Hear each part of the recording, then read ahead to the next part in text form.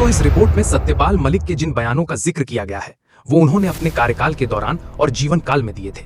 उत्तरकाशी में हाल ही में जो कुछ हुआ उस पर वो खुद कुछ कह पाते, इससे पहले ही उनका निधन हो गया।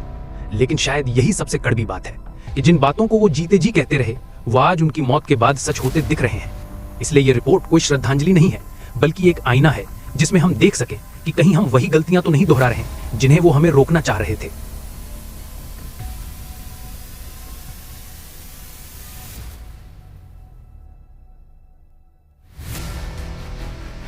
नमस्कार, आप देख रहे हैं सोशली इंडियन।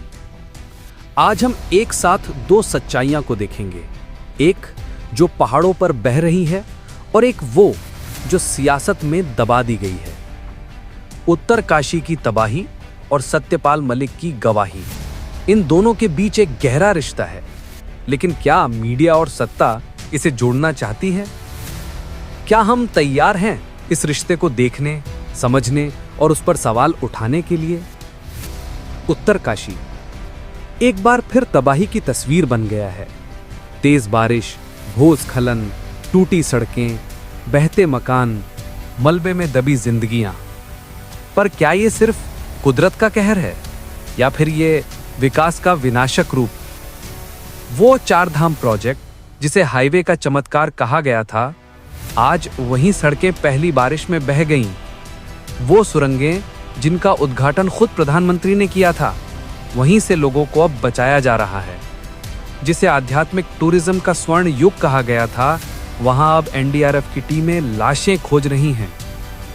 सरकार कहती है हमने तैयारी की थी, प्रशासन कहता है हम मुस्तैद थे, लेकिन पहाड़ कह रहे हैं तुमने हमारी रगों में विस्फोट किए हैं।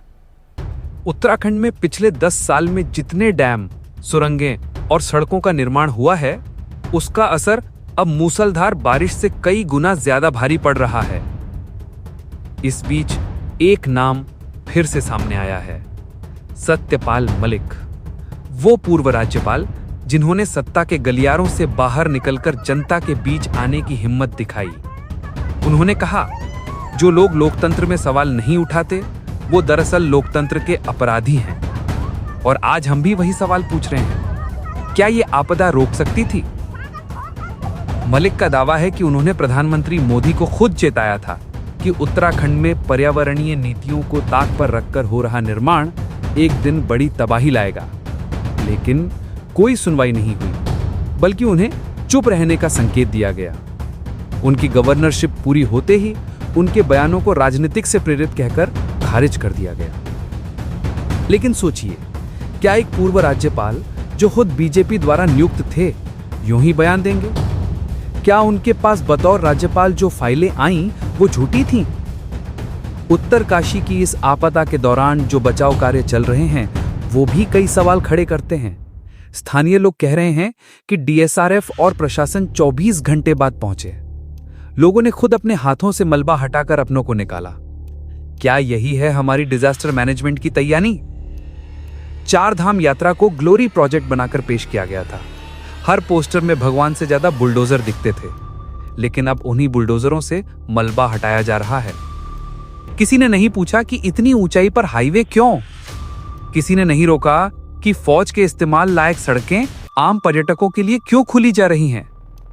आज सत्यपाल मलिक अकेले हैं, लेकिन वो पहाड़ों की आवाज बन चुके हैं। वो कह रहे हैं ये सिर्फ बारिश नहीं, ये सत्ता के अंधेपन का परिणाम है। और आज का मीडिया, वो या तो सत्यपाल मलिक को अनदेखा कर रहा है या फिर उन्हें विपक्ष का एजेंट बता रहा है। क्यों? क्योंकि उनके पास साहस नहीं है कि वो सरकार से सवाल पूछें। क्योंकि टीआरपी अब भक्ति से आती है, तथ्य से नहीं। उत्तरकाशी की सड़कों पर बहते लोग बहता पानी नहीं, बहता हुआ लोकतंत्र है, जहां सवाल पूछने वालों को देशद्रोही कहा जाता है और आपदा को सिर्फ प्राकृतिक कहकर पल्ला झाड़ लिया जाता है। ये कुदरत थी, इसे कोई नहीं रोक सकता था, सरकार कहती है। लेकिन सवाल है, क्या आपने कोशिश की? आपने पहाड़ों की संरचना की वैज्ञानिक रिपोर्ट्स को क्यों नजरअंदाज किया? आपने सुप्रीम कोर्ट द्वारा गठित पर्यावरण पैनल की सिफारिशों को लागू क्यों नहीं किया? आपने EIA के नियमों को क्यों बदला? क्यों? ताकि निर्माण तेज हो, ताकि ठेकेदारों को फायदा हो, ताकि अगले चुनाव के पहले उद्घाटन हो सके। उत्तरकाशी में जो हुआ है वो सिर्फ पहाड़ों का दर्द नहीं है, ये पूरे सिस्टम का पोस्टमार्टम है। और जब तक आप इसे समझेंगे नहीं, तब तक अगला नंबर किसी और घटी का होगा। सत्यपाल मलिक की बातों को एक बार फिर से सुनिए। उनकी चेतावनी, उनका अकेलापन, उनकी सच्चाई शायद आपको वो दिखा दे जो सरकार और मीडिया दोनों छिपाना चाहते हैं।